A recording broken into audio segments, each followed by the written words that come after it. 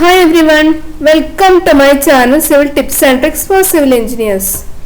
എൻ്റെ video Kerala water അതോറിറ്റിയുടെ എക്സാമിനും lecturer grade 1 എക്സാംസിനും നല്ല യൂസ്ഫുൾ ആയിരിക്കും.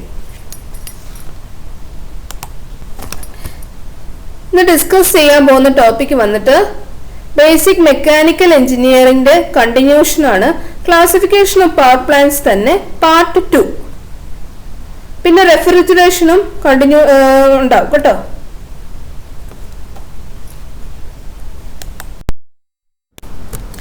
എക്കോണമൈസർ വന്നിട്ട് it is a heat exchanger. Okay, prior to main boiler, ബോയിലറിന് മുമ്പുള്ള ഹീറ്റ് എക്സ്ചേഞ്ചർ എന്ന് പറയുന്നതാണ് എക്കോണമൈസർ. ഇത് വന്നിട്ട് നമ്മൾ ഫുഡൊക്കെ പ്രീ ഹീറ്റ് ചെയ്യുന്നതിന് മുൻപ് യൂസ് ചെയ്യുന്ന ഹീറ്റ് വന്ന് എക്കോണമൈസർ ആണ് ചെയ്യുന്നത്. ഓക്കെ, ആ ഹീറ്റ് വന്ന് വേസ്റ്റ് ഹീറ്റ് ആയിരിക്കും. Okay, this helps to increase overall efficiency of plant. ഇത് വന്നിട്ട് മുഴുവനായിട്ടുള്ള എഫിഷ്യൻസിക്ക് ഹെൽപ്പ് ചെയ്യും. ഓവറോൾ എഫിഷ്യൻസി മുഴുവനായിട്ടുള്ള എഫിഷ്യൻസിക്ക് ഹെൽപ്പ് ചെയ്യും economiser. Super heater, the steam generated from the boiler is then fed to the another exchanger. Okay, നമ്മുടെ തെർമൽ പവർ പ്ലാന്റിൽ തന്നെ നമ്മൾ കാണുന്നുണ്ട്, ഈ തെർമൽ പവർ പ്ലാന്റിൽ ഉണ്ടാകുന്ന സ്റ്റീം വന്നിട്ട് വേറൊരു ഹീറ്റ് എക്സ്ചേഞ്ചറിലോട്ട് ഇത് പറഞ്ഞു വിടും. എങ്ങനെ ടർബൈൻ എല്ലാം കറക്കാനായിട്ട് വേറെ ഹീറ്റ് എക്സ്ചേഞ്ചറിലോട്ട് പറഞ്ഞു വിടും. In which it is heated above it saturation. അവിടെ വെച്ച് ഈ സ്റ്റീം വന്നിട്ട് സാച്ചുറേഷനിലേക്കാളും കുറച്ചുകൂടെ ഹീറ്റ് കൂട്ടും. ആ ടെമ്പറേച്ചറിന് പറയുന്നതാണ് super heat. Okay, this ensures that after expansion of steam in turbine it's vapour from since water content in turbine will lead to erosion of turbine blades. എങ്ങനെയാണ് അത് വന്നിട്ട് ഈ ഒരു ഹീറ്റ് കാരണം ടർബൈനിൽ വന്നിട്ട് എക്സ്പാൻഷൻ നടക്കും. എക്സ്പാൻഷൻ നടന്നു കഴിയുമ്പം ആ ടർബൈൻ വന്നിട്ട് എറോഡ് ആവാനുള്ള ചാൻസസ് ഉണ്ട്. അതിലിരിക്കുന്ന ബ്ലേഡ്സ് ഒക്കെ എറോഡായി പോകാനുള്ള ചാൻസസ് ഉണ്ട്. അതിൻ്റെ കൂടെ തന്നെ ഇത് ഓവറോൾ എഫിഷ്യൻസിക്ക് ഹെൽപ്പ് ചെയ്യും.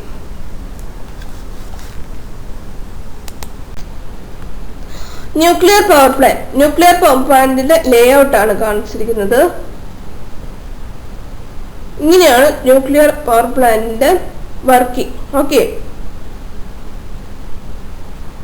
ഫസ്റ്റ് വന്ന് റിയാക്ടറിൽ ഫിഷനിൽ ചെയിൻ റിയാക്ഷൻ നടന്നു കഴിയുമ്പം അതിൽ നിന്ന് ഇനോർമസ് ഹീറ്റ് പ്രൊഡ്യൂസ് ചെയ്യും. ഈ ഇനോർമസ് ഹീറ്റാണ് നമ്മുടെ വരുന്ന വാട്ടർ തിളയ്ക്കാനായിട്ട് സഹായിക്കുന്നത്. ഈ വരുന്ന സ്റ്റീം ആയിരിക്കും നമ്മുടെ ടർബൈൻ കറക്കുന്നത്. ഈ ടർബൈൻ കറക്കി കഴിയുമ്പോഴായിരിക്കും ജനറേറ്റർ കറങ്ങുന്നത്. ആ ജനറേറ്റർ ആയിരിക്കും നമുക്ക് ഇലക്ട്രിസിറ്റി പ്രൊഡ്യൂസ് ചെയ്യുന്നത്. പിന്നെ ആ ഇലക്ട്രിസിറ്റി വന്നിട്ട് നമ്മുടെ ഓരോ വീടുകളിലും എത്തിക്കും. അതാണ് ന്യൂക്ലിയർ പവർ പ്ലാന്റ് ചെയ്യുന്നത്. ഫ്യൂവൽസ് വന്നിട്ട് യുറാനിയം 235 ആണ് സാധാരണ യൂസ് ചെയ്യുന്ന fuels. These are made in the form of rods. അത് വന്നിട്ട് റോഡിന്റെ ഫോമിലായിരിക്കും അത് ഉണ്ടാക്കുന്നത്. Another fuel used is plutonium 239. Control rods are used for controlling number of neutrons by observing large quantities of slow moving electron without undergoing fission by themselves. Okay, control rods വന്നിട്ട് ഒരുപാട് neutrons വന്നിട്ട് absorb ചെയ്യും. Means slow moving neutrons ഉണ്ട്, control roads വന്നിട്ട് absorb ചെയ്യും. ഇത് വന്ന് തന്നെത്താനെ വന്നിട്ട് ഫിഷൻ നടക്കാതെ ഇരിക്കാൻ വേണ്ടിയിട്ടാണ് കൺട്രോൾ റോഡ്സ് നമ്മൾ യൂസ് ചെയ്യുന്നത്. അല്ലെങ്കിൽ എക്സ്പ്ലോഷൻ നടക്കാനുള്ള ചാൻസ് ഉണ്ട്. പിന്നെ moderators are control the speed of neutrons by controlling the chain reaction. Moderator വന്നിട്ട്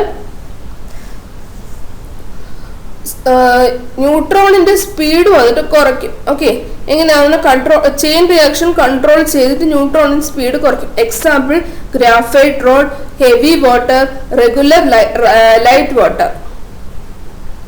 കൂളന്റ് വന്നിട്ട് it absorbs heat generated during fission process and then carried to the turbine where it generates heat generate electricity. Most commonly used coolant വന്നിട്ട് light water ആയിരിക്കും. Coolant വന്നിട്ട് ഇത്രയും process നടക്കില്ലേ നമ്മുടെ nuclear റിയാക്ടറിൽ, ഈ process നടക്കുമ്പോൾ ഒരുപാട് എമൗണ്ട് ഓഫ് ഹീറ്റ് വന്നിട്ട് ഉണ്ടാവും. ഈ ഹീറ്റ് വന്നിട്ട് അബ്സോർബ് ചെയ്യും, കൂളന്റ് വന്നിട്ട് അബ്സോർബ് ചെയ്യും. എന്നിട്ട് അത് ടർബൈനിലോട്ട് ക്യാരി ചെയ്തിട്ട് ഈ ടർബൈൻ ആയിരിക്കും വന്നിട്ട് കറക്കി കഴിയുമ്പോൾ ജനറേറ്റർ കറക്കുമ്പം അതിൽ ഇലക്ട്രിസിറ്റി പ്രൊഡ്യൂസ് ചെയ്യുന്നത്. മോസ്റ്റ് കോമൺലി യൂസ്ഡ് കൂളന്റ് വന്നിട്ട് ലൈറ്റ് വാട്ടർ ആണ്. ഷീൽഡിംഗ് വന്നിട്ട് extremely high energetic by the products must be absorbed to protect the surroundings from harmful radiation. Shielding എന്തിനാ പ്രൊവൈഡ് ചെയ്യുന്നതെന്ന് വെച്ച് കഴിഞ്ഞാൽ നമ്മുടെ ഇത്രയും പ്രോസസ്സ് നടക്കുമ്പോൾ ഒരുപാട് ഹൈ എനർജറ്റിക് ആയിട്ടുള്ള പ്രോഡക്ട്സ് ആണ് ഉണ്ടാകുന്നത്. ഈ പ്രോഡക്ട്സ് വന്നിട്ട് നമ്മുടെ സറൗണ്ടിങ്ങിൽ ഹാംഫുൾ വരുത്താതിരിക്കാൻ വേണ്ടിയിട്ട് നല്ല കട്ടിക്ക് thick layers of lead, concrete, water വെച്ചിട്ട് കൺസ്ട്രക്ട് ചെയ്യും. അപ്പോൾ പിന്നെ എന്താവും, ഇത്രയും എനർജറ്റിക് ആയിട്ട് വരുന്ന വേസ്റ്റ് എനർജറ്റിക് ആയിട്ടുള്ള പ്രോഡക്ട്സിന് വന്നിട്ട് വെളിയിലോട്ട് റേഡിയേഷൻ വരാതെ ഈ ഷീൽഡിങ് വന്നിട്ട് സഹായിക്കും. Condenser എന്ന് പറഞ്ഞാൽ it is a heat exchanger which low pressure steam from exit of the turbine is cooled by releasing its latent heat of condensation and becomes liquid. നമ്മുടെ ടർബൈൻ്റെ അകത്ത് വരുമ്പം സ്റ്റീം ആയിട്ടായിരിക്കും വന്നിട്ട് ആ ടർബൈൻ വന്നിട്ട് വർക്ക് ചെയ്യിപ്പിക്കുന്നത്. ഈ സ്റ്റീം വന്നിട്ട് അതിൻ്റെ അകത്തുള്ള ഹീറ്റ് വന്നിട്ട് റിലീസ് ചെയ്യും. എങ്ങനെയായിരിക്കും, അതിൻ്റെ അകത്തുള്ള ലേറ്റൻ ഹീറ്റ് വന്നിട്ട് അബ്സോർബ് ചെയ്തിട്ട് അത് വന്നിട്ട് കൂൾനെസ് കൊടുക്കും. അപ്പോൾ എന്താവും, അത് ലിക്വിഡായിട്ട് മാറും. ആ ഗ്യാസ് വന്നിട്ട് ലിക്വിഡായിട്ട് മാറും. ഇതാണ് ഒരു കണ്ടൻസറുടെ പിക്ചർ. ഇങ്ങനെയാണ് കണ്ടൻസ് ചെയ്തൊരു ജിഫാണ്. ഓക്കെ, ഇതിൻ്റെ അകത്തൂടെ ലേറ്റൻ ഹീറ്റിന് ആ റെഡ് കളർ വന്നിട്ട് ഗ്യാസ് ആയിരിക്കും. ഈ ഗ്യാസ് വന്നിട്ട് അകത്തൂടെ കയറിയിട്ട് രണ്ടാമത്തെ ലൈനിൽ കൂടെ പോയിട്ട് മൂന്നാമത്തെ ലൈനിൽ കൂടെ പോകുമ്പോഴേക്കും അതിൻ്റെ അകത്തിരിക്കുന്ന ഹീറ്റ് വന്നിട്ട് കുറഞ്ഞു വരും. എന്നിട്ട് അതെന്താവും, ലിക്വിഡായിട്ട് മാറും. അതാണ് കണ്ടൻസർ ചെയ്യുന്നത്. Cooling tower.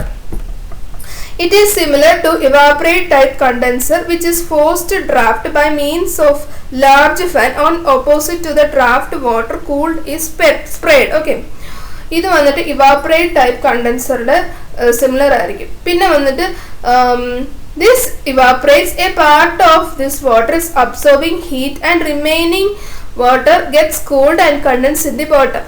കുറച്ച് വാട്ടർ വന്നിട്ട് ഇവാപറേറ്റ് ചെയ്ത് കളയും. ഇവാപറേറ്റ് ചെയ്ത് പോകുന്ന സമയത്ത് അതിലുള്ള ഹീറ്റും അബ്സോർബ് ചെയ്യും. ഓക്കെ, ബാക്കിയുള്ള വാട്ടർ വന്നിട്ട് കൂൾ ചെയ്തിട്ട് കണ്ടൻസ് ചെയ്ത് ബോട്ടത്തിൽ കണ്ടൻസ് ചെയ്യും. ഇതാണ് കൂളിംഗ് ടവർ. അതിൻ്റെ ഒരു ജിഫാണ് കാണിച്ചിരിക്കുന്നത്. കുറച്ച് വാട്ടർ വന്നിട്ട് എവാപറേറ്റ് ചെയ്ത് പോകും, ബാക്കിയുള്ള വാട്ടർ വന്നിട്ട് കണ്ടൻസ് ചെയ്തിട്ട് താഴോട്ട് വരും.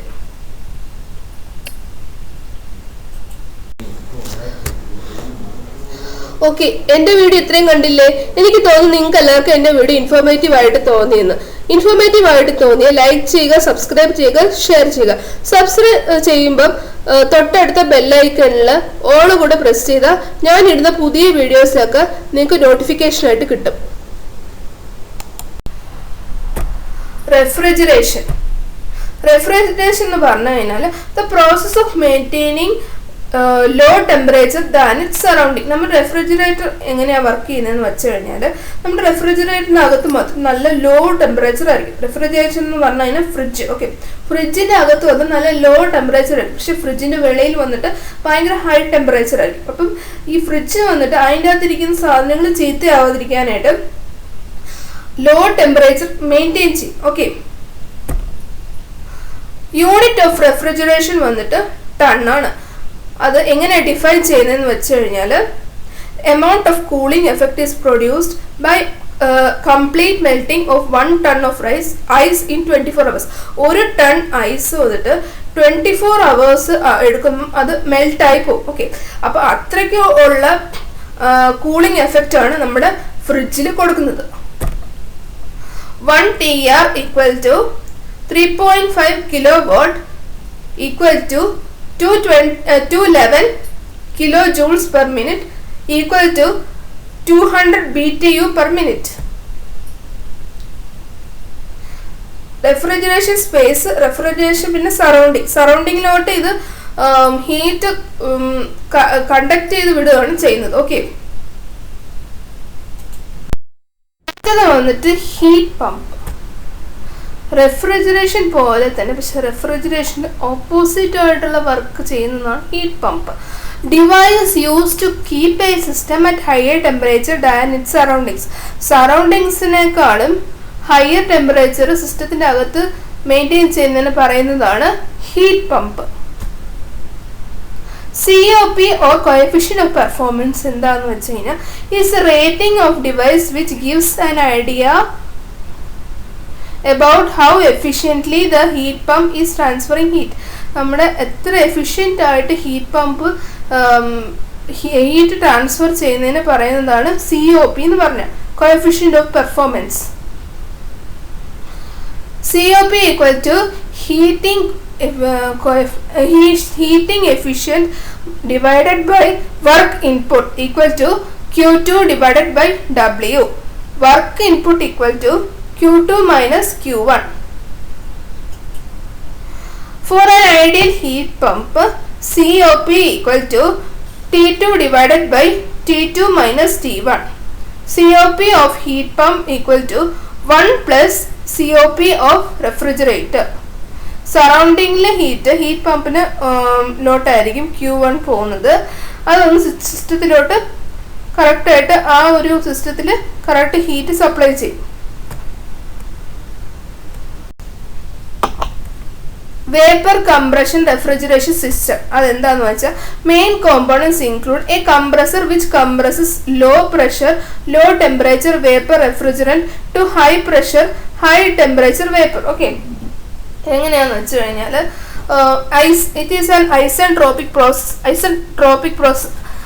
ഈ എൻട്രോപ്പി എന്ന് പറഞ്ഞാൽ ഐസെൻട്രോപ്പി എന്ന് പറഞ്ഞില്ല, അപ്പോൾ ഒരേ എൻട്രോപ്പി തന്നെ ആയിരിക്കും. ഓക്കെ, ഒരേ എൻട്രോപ്പിയിൽ നടക്കുന്ന പ്രോസസ്സാണ് കംപ്രസറിൽ നടക്കുന്നത്. ഓക്കെ, ഈ ഒരേ എൻട്രോപ്പി എന്ന് പറഞ്ഞു കഴിഞ്ഞാൽ ഇപ്പം നമ്മൾ ഒരു വലിയ ഒരു റൂം എടുക്കുക, ഒരു ചെറിയൊരു ബോക്സ് എടുക്കുക. ഓക്കെ, അപ്പോൾ ഈ ചെറിയ ബോക്സിൻ്റെ അടുത്ത് നമ്മുടെ സെയിം എയർ വലിയ റൂമിൻ്റെ അകത്തിരിക്കുന്ന അതേ എയർ തന്നെ ഈ ചെറിയ ബോക്സിൽ കൊള്ളിക്കുമ്പം അതിൽ ഇരിക്കുന്ന എൻട്രോപ്പി വന്നിട്ട് അതിൽ കൂടുതലായിരിക്കും, ചെറിയ ബോക്സിൽ കൂടുതലായിരിക്കും. പക്ഷേ വലിയ റൂമിൻ്റെ അകത്ത് അതേ എയർ ഫിൽ ചെയ്ത് വെച്ച് കഴിഞ്ഞാൽ ഈ എയർ വന്നിട്ട് എല്ലാ സ്ഥലത്തോട്ടും വ്യാപിക്കും. അപ്പോൾ അതിന് വന്നിട്ട് റാൻഡംനെസ് കൂടുതലായിരിക്കും, ഒരുപാട് അവിടെ ഇവിടെയൊക്കെ ആയിട്ടായിരിക്കും നടക്കുന്നത്. പക്ഷേ ചെറിയൊരു ബോക്സിൽ ഇതെല്ലാം വന്നിട്ട് ക്ലോസ്ലി പാക്ഡ് ആയിരിക്കും, അതിൽ എൻട്രോപ്പി കൂടുതലായിരിക്കും.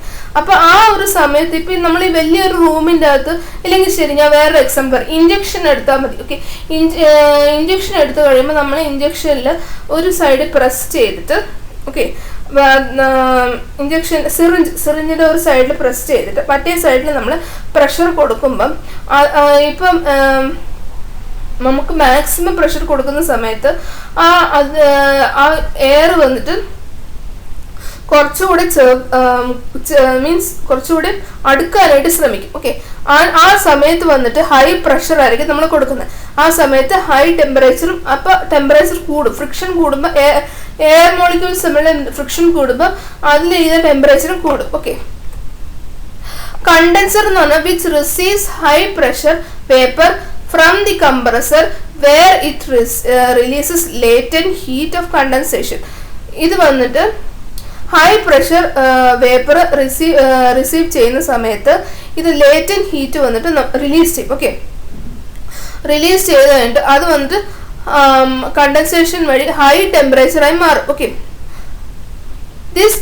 ഇത് വന്നിട്ട് വാട്ടർ കൂളോ അല്ലെങ്കിൽ എയർ കൂളോ ചെയ്തിട്ട് ഇത് വന്നിട്ട് ഒരു ഐസോബാറിക് ഹീറ്റ് റിജക്ഷൻ പ്രോസസ്സാണ്. ബാറിക് എന്ന് പറഞ്ഞാൽ നമ്മൾ പ്രഷർ നോർത്ത് വയ്ക്കുക, ഐസോബാറിക് എന്ന് പറഞ്ഞാൽ സെയിം പ്രഷർ ലൈൻ ആയിരിക്കും. ഓക്കെ, പിന്നെ expansion device. The high pressure liquid refrigerant from the condenser is passed through an expansion device. High pressure liquid refrigerant ഇത് വന്ന് high pressure liquid വന്നിട്ട് expansion device ലോട്ട് കടത്തി വിടും, which is either a capillary or temperature, അത് വന്നിട്ട് capillary reaction ആയിരിക്കും. അത് വന്ന് കാപ്പിലറി റിയാക്ഷൻ ആയിരിക്കും, അല്ലെങ്കിൽ ടെമ്പറേച്ചർ കുറച്ച് ഉള്ളതായിരിക്കും.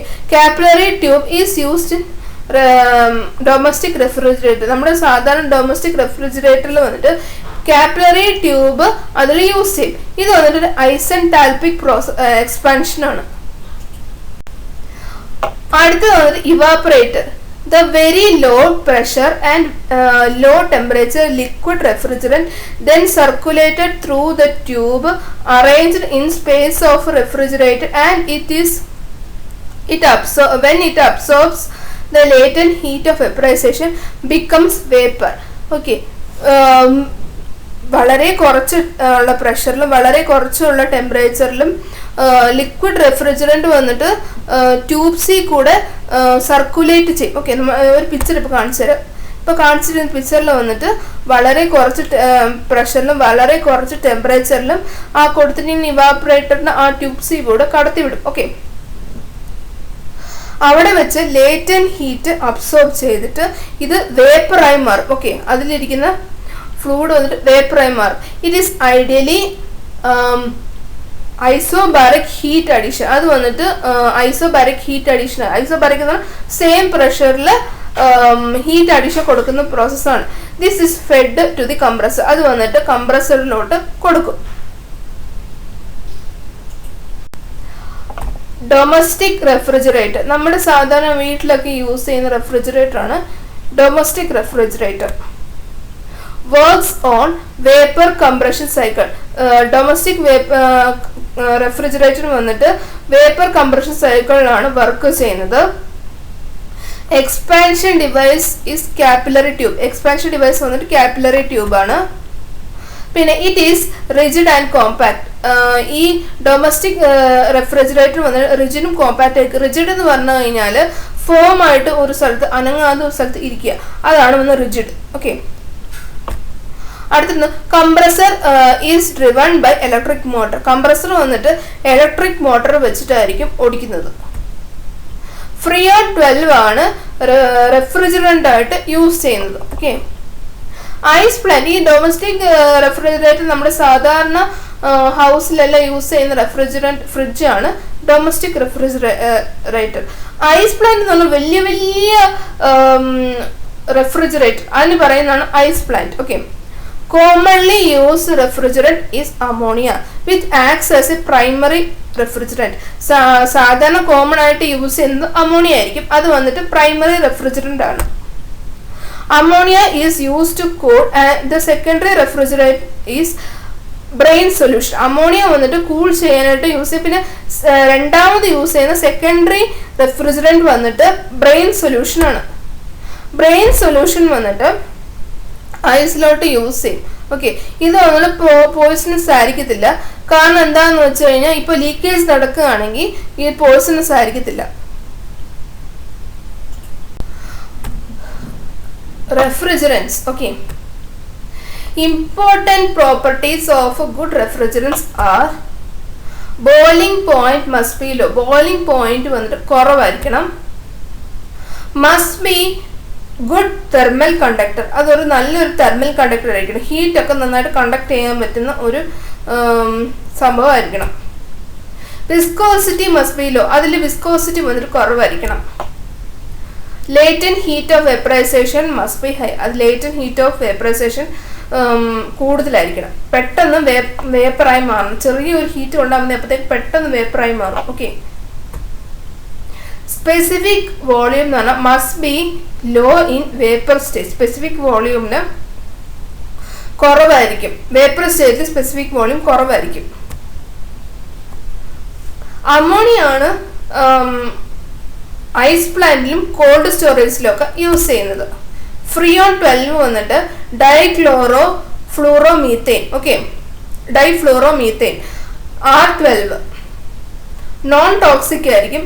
അതുകൊണ്ട് തന്നെ അത് ഡൊമസ്റ്റിക് ആപ്ലിക്കേഷൻസിലൊക്കെ അപ്ലൈ ചെയ്യും. നമ്മുടെ സാധാരണ ഫ്രിഡ്ജൊക്കെ ഫ്രിയോൺ 12 ആണ്. Freon 22 difluoro monochloro methane commercial ആപ്ലിക്കേഷൻസിലൊക്കെ യൂസ് ചെയ്യും. നമ്മുടെ കടകളിലൊക്കെ വലിയ വലിയ കടകളിൽ ഒക്കെ വന്നിട്ട് ഫ്രിയോൺ 22 ആണ് അവിടെ ഇരിക്കുന്ന റെഫ്രിജറേഷനൊക്കെ യൂസ് ചെയ്യുന്നത്. Common also used in industrial application. Industrial ആപ്ലിക്കേഷൻസിൽ വന്നിട്ട് ഫ്രിയോൺ 22 യൂസ് ചെയ്യും. Environmental impacts. ഓക്കെ, ആദ്യത്തെ എൻവയോൺമെന്റ് ഇമ്പാക്റ്റ് ആണ് ഓസോൺ ഡിപ്ലീഷൻ. നമ്മുടെ ഓസോൺ ഡിപ്ലീഷൻ മാക്സിമം ഉണ്ടാകുന്നത് എങ്ങനെയാണെന്ന് വെച്ചാൽ ഈ റെഫ്രിജറേഷൻ കാരണം ഒരുപാട് CFC എന്ന് പറഞ്ഞ ഗ്യാസ് അതിൽ നിന്ന് വെളിയിലോട്ട് വിടും. ഈ ഗ്യാസ് വന്നിട്ട് നമ്മുടെ അറ്റ്മോസ്ഫിയറിൽ പോയിട്ട് അവിടെ ഇരിക്കുന്ന ഓസോൺ ലെയറിൽ വന്നിട്ട് ഓസോൺ വന്നിട്ട് ഡിപ്ലേറ്റ് ആയിട്ട് ഓക്സിജനായിട്ട് മാറും, പിന്നെ നേസൽ ഓക്സിജനായിട്ട് മാറും. ഓക്കെ, ഈ ഒരു കാരണം നമ്മുടെ എർത്തിൽ വന്നിട്ട് ഒരുപാട് റേസ് അടിക്കും. പിന്നെ അത് മാത്രമല്ല, ഇത് വന്നിട്ട് ക്ലോറോ ഫ്ലൂറോ കാർബൺ വന്നിട്ട് സ്റ്റേബിൾ ആയിരിക്കും and it can produce green house effects. Green house effect എന്ന് പറഞ്ഞു കഴിഞ്ഞാൽ നമ്മുടെ ഇവിടെ ഒന്നും അത് കാണത്തില്ല. ഈ നോർത്ത് പോൾ സൗത്ത് പോളിലൊക്കെ ആൾക്കാരുടെ വീടൊക്കെ ചൂടായിട്ട് വെക്കാൻ എങ്ങനെ യൂസ് ചെയ്യുന്ന വെച്ച് കഴിഞ്ഞാൽ നമ്മുടെ ഒരു ഗ്ലാസ് വീട്, ഓക്കെ, അതിൻ്റെ അത് നിറയെ ചെടികൾ വെക്കും. അപ്പോൾ എന്താവുമെന്ന് വെച്ച് കഴിഞ്ഞാൽ ഈ സൺറൈസ് വന്നിട്ട് അകത്ത് കയറുമ്പം ഈ കാർബൺ ഡൈ ഓക്സൈഡ് അബ്സോർബ് ചെയ്തിട്ട് പിന്നെ വെളിയിലോട്ട് വിടുന്ന സമയത്ത് അവിടെ ഇരിക്കുന്ന എല്ലാ പ്ലാന്റ്സും വന്നിട്ട് റേഡിയേഷനും കാർബൺ ഡൈ ഓക്സൈഡ് വെളിയിലോട്ട് വിടത്തില്ല, ഈ ഗ്ലാസ് പാളിൽ നിന്ന് വെളിയിലോട്ട്. അപ്പോൾ എന്താവും, ആ റൂം നല്ല കൂളായിട്ടിരിക്കും. പക്ഷേ ഈ ഒരു എഫക്റ്റ് വന്നിട്ട് നമ്മുടെ സാധാരണ ഇക്വറ്റോറിയൽ റീജിയനൊന്നും നല്ലതല്ല. കാരണം എന്താണെന്ന് വെച്ച് കഴിഞ്ഞാൽ ഒരുപാട് നല്ല ഹീറ്റായി കഴിഞ്ഞാൽ നമ്മുടെ നോർത്ത് പോളിലൊക്കെ ഐസ് വന്നിട്ട് മെൽറ്റായിട്ട് നമ്മുടെ സീ ലെവലിലെ വാട്ടർ വന്നിട്ട് ഇൻക്രീസ് ആവാനുള്ള ചാൻസ് ഉണ്ട്. സൈക്രോമെട്രി എന്ന് പറഞ്ഞു കഴിഞ്ഞാൽ study of abundant air properties which include study of mixture of dry air and moisture. It is use to comfort air conditioning. Okay, ഇത് വന്നിട്ട് എന്തിൻ്റെ പഠിത്തമായിരിക്കും? അബണ്ടന്റ് എയർ പ്രോപ്പർട്ടീസിൻ്റെ, പിന്നെ വന്നിട്ട് ഡ്രൈ എയറും മോയ്സ്ചറിൻ്റെയും ഒരു സ്റ്റഡിയാണ് സൈക്രോമെട്രി എന്ന് പറഞ്ഞാൽ. പിന്നെ ഡ്രൈ എയർ വന്നിട്ട് മിക്സ്ചർ ഓഫ് ഗ്യാസസ് ആണ്. ഓക്കെ, പെർസെൻറ്റേജ് ഓഫ് ഓക്സിജൻ വന്നിട്ട് 21% വോളിയം ആയിരിക്കും ആൻഡ് 23% ബൈ മാസ് ആണ്. പെർസെൻറ്റേജ് ഓഫ് നൈട്രജൻ വന്നിട്ട് 79% ബൈ വോളിയം ആണ്, 77% ബൈ മാസ് ആണ്. ഓക്കെ, പിന്നെ നമ്മൾ ഇൻ്റർനെറ്റിൽ നിന്ന് സെർച്ച് ചെയ്ത് കഴിഞ്ഞാൽ തന്നെ നമുക്ക് അറിയാൻ പറ്റും അതിൽ 79% നൈട്രജൻ ആയിരിക്കും, ബാക്കി വന്നിട്ട് 21% ഓക്സിജൻ ആയിരിക്കും. ഓക്കെ, മോയ്സ്ചർ എന്ന് പറഞ്ഞു കഴിഞ്ഞാൽ വാട്ടർ വേപ്പർ പ്രസന്റ് ഇൻ എയറിൽ വാട്ടർ വേപ്പർ ഉള്ളതിന് പറയുന്നതാണ് മോയ്സ്ചർ. മോയ്സ്റ്റ് എയർ എന്ന് പറഞ്ഞാൽ mixture of dry air and vapour. Okay, പിന്നെ അബ്സല്യൂട്ട് ഹ്യൂമിഡിറ്റി എന്ന് പറഞ്ഞാൽ mass of water vapour in 1 kg of dry air. 1 kg dry എയറിൽ എത്ര mass of water vapour present ആണെന്ന് പറയുന്നതാണ് അബ്സല്യൂട്ട് ഹ്യൂമിഡിറ്റി. സ്പെസിഫിക് ഹ്യൂമിഡിറ്റി എന്ന് പറഞ്ഞു കഴിഞ്ഞാൽ ഈ 1 m³ പകരം 1 kg ആയിട്ട് എടുക്കുകയാണെങ്കിൽ അത് വന്നിട്ട് സ്പെസിഫിക് ഹ്യൂമിഡിറ്റി ആയിട്ട് മാറും. ഓക്കെ,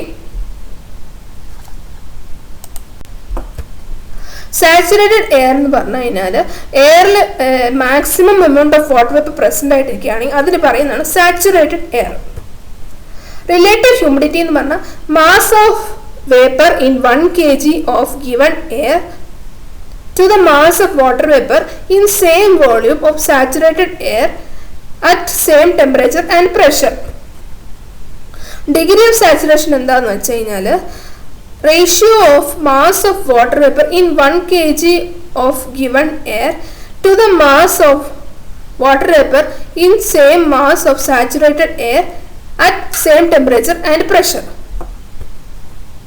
ഡ്രൈ ബൾബ് ടെമ്പറേച്ചർ എന്താണെന്ന് വെച്ച് കഴിഞ്ഞാൽ നമ്മുടെ സാധാരണ ഓർഡിനറി തെർമോമീറ്ററിൽ നിന്ന് എടുക്കുന്ന മീൻസ് കാണിക്കുന്ന ടെമ്പറേച്ചറാണ് dry temperature. Okay, wet temperature എങ്ങനെയാണെന്ന് വെച്ച് കഴിഞ്ഞാൽ ഈ തെർമോമീറ്ററിൽ എടുക്കുകയും ചെയ്യും, അതിന് മേളിൽ വന്നിട്ട് ഒരു വെറ്റ് ക്ലോത്ത് വെച്ച് കവർ ചെയ്യും. ഓക്കെ, അതിന് പറയുന്നതാണ് wet bulb temperature. Wet bulb depression എന്താ, WBD എന്താന്ന് വെച്ച് കഴിഞ്ഞാൽ DBT മൈനസ് WBT. DBT എന്ന് പറഞ്ഞു കഴിഞ്ഞാൽ ഡ്രൈ ബൾബ് ടെമ്പറേച്ചർ, WBT എന്ന് പറഞ്ഞു കഴിഞ്ഞാൽ wet bulb temperature. In saturated air, WBD equal to 0. Saturated air അല്ലെങ്കിൽ തന്നെ WB means wet bulb depression വന്നിട്ട് 0 ആയിരിക്കും. അപ്പോൾ 0 ആയി കഴിയുമ്പോൾ എന്താവും, DBT equal to WBT ആയിരിക്കും. ഓക്കെ, ഡ്യൂ പോയിന്റ് ടെമ്പറേച്ചർ എന്താണെന്ന് വെച്ച് കഴിഞ്ഞാൽ temperature at instant when temperature begins to condense. Okay, വെള്ളം വന്നിട്ട് ചൂടായി തിളപ്പിക്കുമല്ലോ, അതിന് മേളിൽ വന്നിട്ട് ഒരു അടപ്പ് വെച്ച് അടയ്ക്കൂലേ. അപ്പം ഈ സമയം തിളപ്പിച്ചെല്ലാം കഴിഞ്ഞിട്ട് അതിനകത്തുനിന്ന് വരുന്ന ഗ്യാസ് വന്നിട്ട് കണ്ടൻസ് ചെയ്ത് താഴ്ത്തൂല്ലേ, ആ ഒരു ടെമ്പറേച്ചറിന് പറയുന്നതാണ് ഡ്യൂ പോയിന്റ് ടെമ്പറേച്ചർ. ഇതാണ് സൈക്ലോമെട്രിക് ചാർട്ട്. അപ്പം അതിൽ ഓരോ ആരോസും എന്തൊക്കെയാണെന്ന് അടുത്ത സ്ലൈഡിലോട്ട് പറയാം. ഓക്കെ,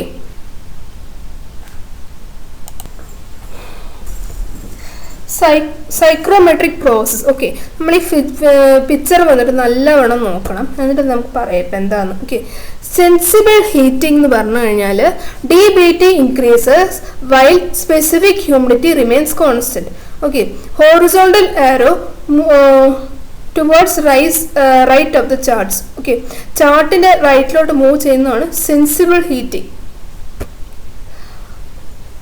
സെൻസിബിൾ കൂളിംഗ് എന്താന്ന് വെച്ച് കഴിഞ്ഞാൽ DBT decreases while specific humidity remains constant. അതിൽ പിക്ചർ കാണുമ്പോൾ തന്നെ ലെഫ്റ്റിലോട്ട് മൂവ് ചെയ്യുന്ന ആരോന് പറയുന്നതാണ് സെൻസിബിൾ കൂളിംഗ്. ഓക്കെ, ഹ്യൂമിഡിഫിക്കേഷൻ വന്നിട്ട് specific humidity increases while DBT remains constant. Okay, vertically arrow വന്നിട്ട് അപ്വേർഡ് ആയിരിക്കും മൂവ് ചെയ്യുന്നത്. ഓക്കെ, ഹ്യൂമിഡിഫിക്കേഷൻ ഹ്യൂമിഡിഫൈങ് എന്നാണ് കൊടുത്തിരിക്കുന്നത്. ഡീഹ്യൂമിഡൈസേഷൻ വന്നിട്ട് specific humidity decreases while DBT constant vertically downward arrow on the chart. Okay, പിക്ചറിൽ കാണുമ്പോൾ തന്നെ അറിയാം ഡീഹ്യൂമിഡിഫിക്കേഷൻ തന്നെയാണ് dehumidify. Okay, heating and humidification. Okay, അത് വന്നിട്ട് DBT and specific humidity increase ആയിരിക്കും. ഹീറ്റിംഗ് ആൻഡ് ഡീഹ്യൂമിഡൈസേഷൻ വന്നിട്ട് DBT ഇൻക്രീസ് ആവും, സ്പെസിഫിക് ഹ്യൂമിഡിറ്റി ഡിക്രീസ് ആവും. കൂളിംഗ് ആൻഡ് ഹ്യൂമിഡിഫിക്കേഷനിൽ വന്നിട്ട് DBT ഡിക്രീസ് ആവും, അതുകൊണ്ട് തന്നെ സ്പെസിഫിക് ഹ്യൂമിഡിറ്റി ഇൻക്രീസ് ആവും. ഹീറ്റിംഗ് ആൻഡ് ഹ്യൂമിഡിഫിക്കേഷനിൽ വന്നിട്ട് DBTയും സ്പെസിഫിക് ഹ്യൂമിഡിറ്റിയും കുറയും. Okay, window air conditioner. Window air conditioner വന്നിട്ട് എവിടെയൊക്കെയാണ് യൂസ് ചെയ്യുന്നത് വെച്ചാൽ ലിമിറ്റഡ് സ്പേസ്, ചെറിയ റൂമിലൊക്കെ വന്നിട്ട് വിൻഡോ എയർ കണ്ടീഷണർ ആണ് യൂസ് ചെയ്യുന്നത്. Okay, they are mounted on walls or windows. വിൻഡോസിൽ അല്ലെങ്കിൽ വാൾസിൽ വന്നിട്ട് അത് സെറ്റ് ചെയ്ത് വെക്കാൻ പറ്റും. ഇതാണ് ഒരു വിൻഡോ എയർ കണ്ടീഷണർ. നമ്മളെല്ലാവരും സാധാരണ ഇത് കണ്ടിട്ടുണ്ട്. പിന്നെ വന്നിട്ട് സ്പ്ലിറ്റ് എയർ കണ്ടീഷണർ, ഇത് നമ്മൾ കണ്ടിട്ടുണ്ട്. നമ്മുടെ വലിയ വലിയ ഹാളിലൊക്കെ വന്നിട്ട് സ്പ്ലിറ്റ് എയർ കണ്ടീഷണർ ആണ് യൂസ് ചെയ്യുന്നത്. Okay, it is an advanced air conditioner. The compressor unit is kept away from the space to be cooled. Okay, compressor വന്നിട്ട് ഒരുപാട് ദൂരെ ആയിരിക്കും വെക്കുന്നത്. പിന്നെ ഇത് വന്ന് നോയ്സ്ലെസ്സും ആയിരിക്കും, പിന്നെ മെയിൻ്റെനൻസ് ഈസിയും ആയിരിക്കും. ഓക്കെ, അടുത്ത ക്ലാസ്സിൽ വന്നിട്ട് ഹൈഡ്രോളിക് ടർബൈൻസിനെ പറ്റി കാണാം. കഴിഞ്ഞ ക്ലാസ്സിൽ ഞാൻ പമ്പിനെ പറ്റി ഡിസ്കസ് ചെയ്തായിരുന്നു. അടുത്ത ക്ലാസ്സിൽ വന്നിട്ട് ടർബൈൻസിനെ പറ്റിയാണ് ഡിസ്കസ് ചെയ്യുന്നത്. Thank you and all the best for your exams.